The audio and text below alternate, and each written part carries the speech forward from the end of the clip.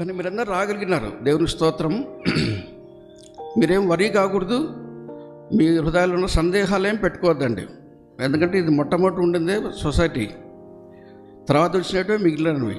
వాళ్ళు కూడా ఏదో ఒకరే ఉంటే కన్నా, అంటే ఒక గ్రూప్గా ఉంటే పర్లేదు, కానీ ఒక గ్రూప్ తర్వాత ఒక గ్రూపు, తర్వాత ఒక గ్రూపు, అన్ని గ్రూపులు అయితే కన్నా ఏంది ఇది? ఎందుకన్నా దేవుడు సేవకు పిలిచింది వాళ్ళను.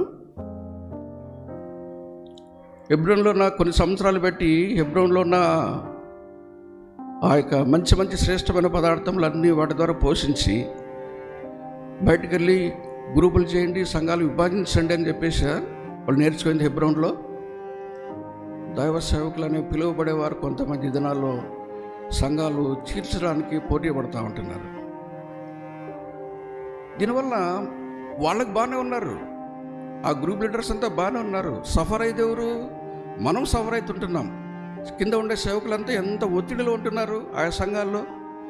తద్వారా కొంతమంది సేవకులు అయితే చనిపోయినారు. కొన్ని ఇంతకుముందు అయితే ఎంతమంది బీపీ, హార్ట్ ప్రాబ్లమ్స్, తర్వాత షుగరు, ఇవన్నీ ఎందుకు వచ్చినాయంటే ఎందుకు హ్యాపీగా దేవుని ఎంతో ఆనందించి సంతోషంగా చేయలేకపోతుంటున్నాం. ఇవన్నీ ఈ పరిస్థితులను ఎవరు క్రియేట్ చేసింది?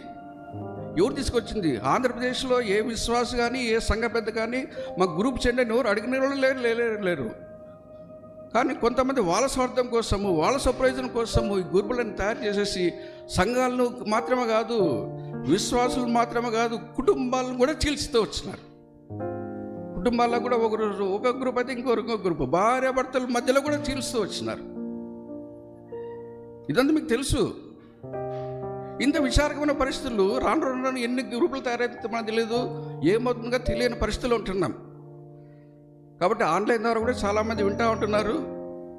విశ్వాసులు, హెబ్రోన్ సహవాసం ఉండే విశ్వాసులు, మీరు దయచేసి ఆలోచన చేయండి, మేల్కొనండి. ఈ గ్రూపిజం మనకొద్దు, గ్రూపులు ఎంకరేజ్ చేసే వాళ్ళు మనకొద్దు.